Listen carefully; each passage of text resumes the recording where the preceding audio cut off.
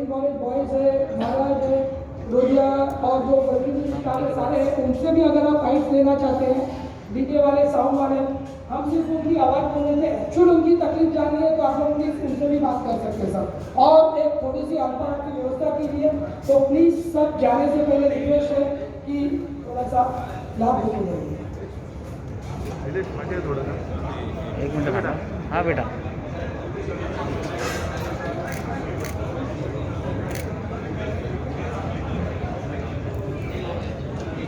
तो वो 100 काम करता है, 100 दिन काम करता है या 100 काम का वो उसको कर सकता है।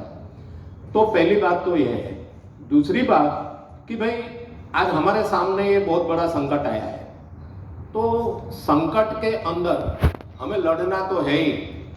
तो हम ये चाहते हैं कि हर इंसान को कहीं ना कहीं इस लड़ाई के अंदर कॉम्प्रोमाइज करना पड़ता है। नाव निखिल टिपणीस, निखिल केटरर्स। विषय असा आहे की गेले 1 वर्ष वेडिंग इंडस्ट्रीवर जे प्रतिबंध आहे 50 लोकांच्या वरती मुंबई महाराष्ट्रामध्ये लग्न होत नाही आहेत। आम्ही 1 वर्ष आमच्या माणसांना सांभाळलं।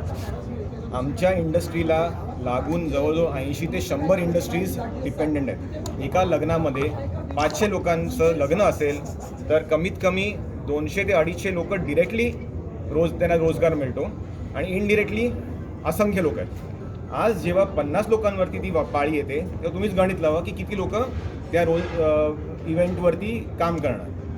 बरं, आता आम्ही लोकांना आमचे जे एम्प्लॉईड लोक आहेत त्यांना आम्ही रोजगार दिला, पण किती असे लोक आहेत ज्यांना आम्ही 5,000 10,000 रुपये असे देत राहिलो, त्यांना मदत केली, पण आता किती दिवस करणार?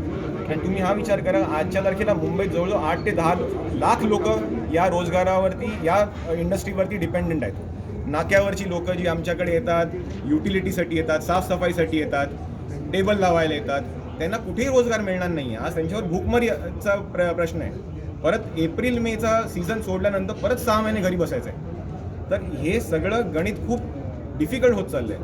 आणि आम्ही जवळजवळ 1 वर्ष आम्ही सरकारच्या बरेच लोकांना जाऊन भेटलो, त्यांना सांगितलं की आमचं तुम्ही ऐका, आम्हाला तुम्ही SOPs द्या, आम्ही सगळे फॉलो करू।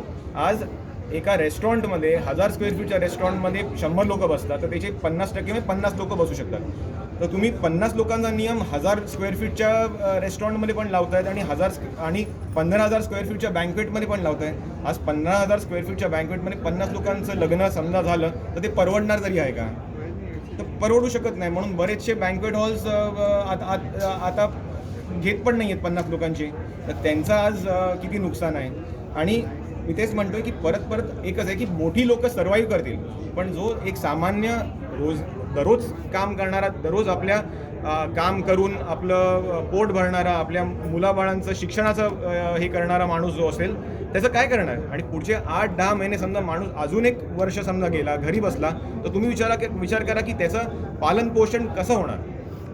काय मागणी असणार आहे तुमची सरकारकडे? म्हणजे मुख्यमंत्री असतील, खासदार असतील, आम्ही निवेदनं दिली आहेत, आमची असोसिएशन जाऊन भेटलेत, सगळे मंत्री जेवढे आहेत किंवा ऑपोजिशनची लीडर आहेत सगळ्यांनी वेळ दिला, सगळ्यांनी आम्हाला चांगला रिस्पॉन्स दिला। प्रत्येकजण म्हणते की बरोबर केलं पाहिजे, पण होत नाही झालं तर काय पावलं होतं? मग आमचं एकच आम्ही आंदोलन करणार नाही। आज हा काळ जो आहे तो संकटाचा काळ आहे, करोनाचा काळ आहे। आम्हाला कुठेही सरकारच्या धोरणामध्ये व्यत्यय आणायचं नाही आहे। आम्ही पूर्णपणे सरकारला सहकार्य करायला आहोत, पण समजा सरकारने काहीच आमच्यासाठी केलं नाही आहे तर नुकसान लोकांचंच आहे।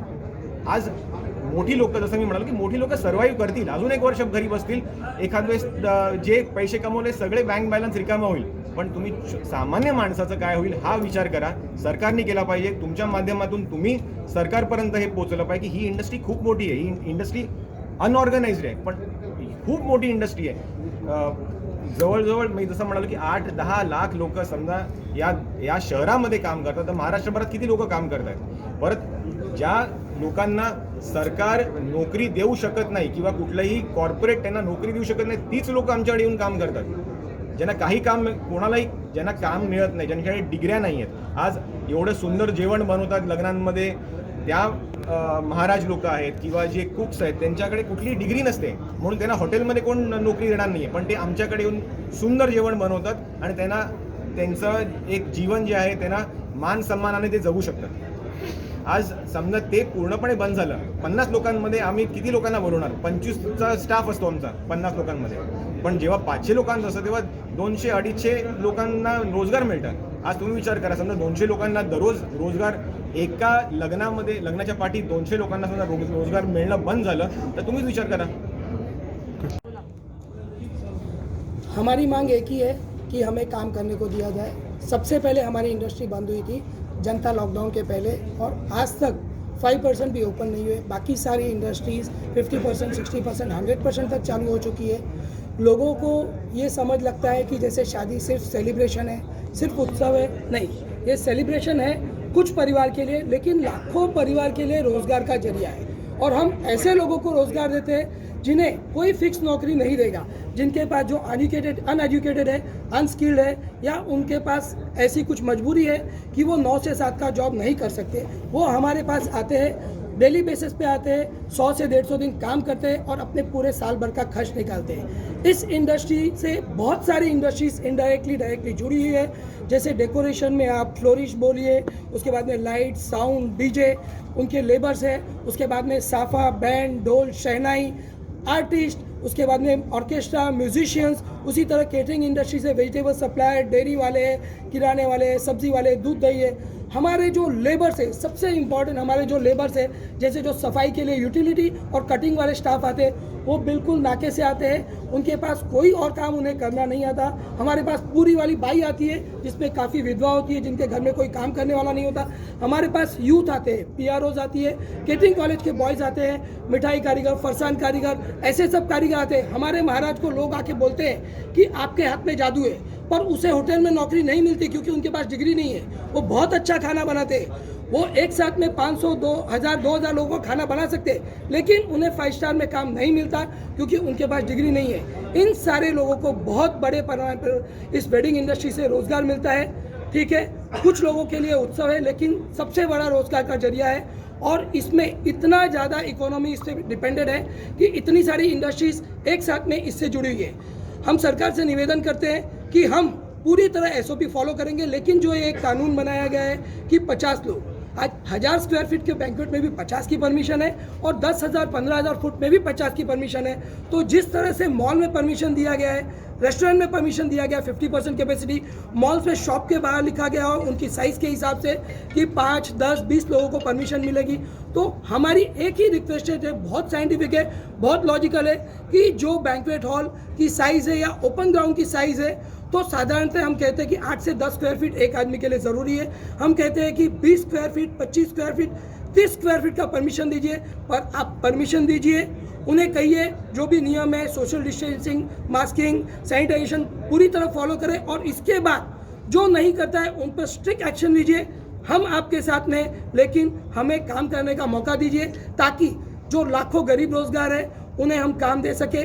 हम तो शायद थोड़ी और टाइम सर्वाइव कर सकते हैं, लेकिन ये जो लाखों गरीब लोग हैं उनकी अब कैपेसिटी पूरी हो चुकी है, क्योंकि हमारी पहली सीज़न थी, पिछली अप्रैल मई की सीज़न गई, नवंबर, दिसंबर, जनवरी की सीज़न गई, और अब जो सीज़न है वो 15 अप्रैल से मई तक की है. अगर ये 1.5 महीना हम काम नहीं कर सके तो उसके बाद अगले 5-6 महीने कोई भी काम नहीं है. यानी अब बात अगले 9 महीने की है, ये 1.5 महीने की नहीं है. तो अभी ये 1.5 महीना, 1 महीना कोई भी काम नहीं है. तो हम चाहेंगे कि उसके बाद जब हमारा सीज़न शुरू हो रहा है 15 अप्रैल से लेकर मई तक, हमें गवर्नमेंट बुलाए, हमारे साथ बैठे, और जो वैज्ञानिक दृष्टि से लॉजिकल जो चीज़ें होती है वो हमारी बात समझे और हमें काम करने की परमिशन दे, ताकि लाखों ऐसे लोग जिन्हें और कहीं काम नहीं मिलेगा, जिनके पास फिक्स काम नहीं है, फिक्स नौकरी नहीं है, उनका रोज़गार फिर से सलामत हो सके. और एक बहुत बड़ी बात, ये पूरा काम जो मुंबई और महाराष्ट्र का है, वो पूरा का पूरा बिजनेस मुंबई और महाराष्ट्र के बाहर जा रहा है, क्योंकि यहाँ पे परमिशन नहीं है तो लोग डर रहे हैं और बाहर जाके ऐसे कैसे काम कर रहे हैं. वहाँ पे काम हो रहा है और कुछ काम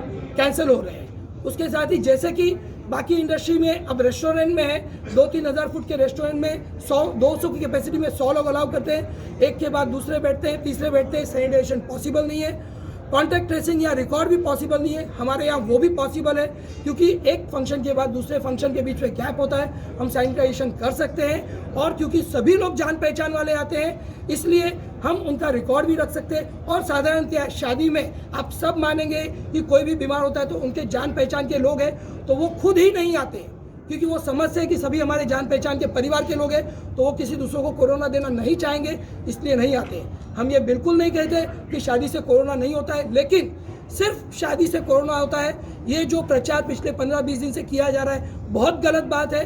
अगर शादी से कोरोना होता है तो उससे कई गुना ज़्यादा बाकी कई इंडस्ट्री से जिनसे होता है। सरकार ने बहुत अच्छा काम किया है, रोजगार चालू किया है, हम उनके साथ हैं, हम उनकी तारीफ करते हैं, लेकिन उसके साथ हम ये भी कहते हैं कि हमें भी काम करने का मौका दीजिए, ताकि ये जो लाखों गरीब रोजगार है उन्हें अगले 8 महीने 9 महीने सर्वाइव करने के लिए कुछ तो राहत मिले, वरना वो क्या करेंगे इसका हमें भी कुछ पता नहीं है।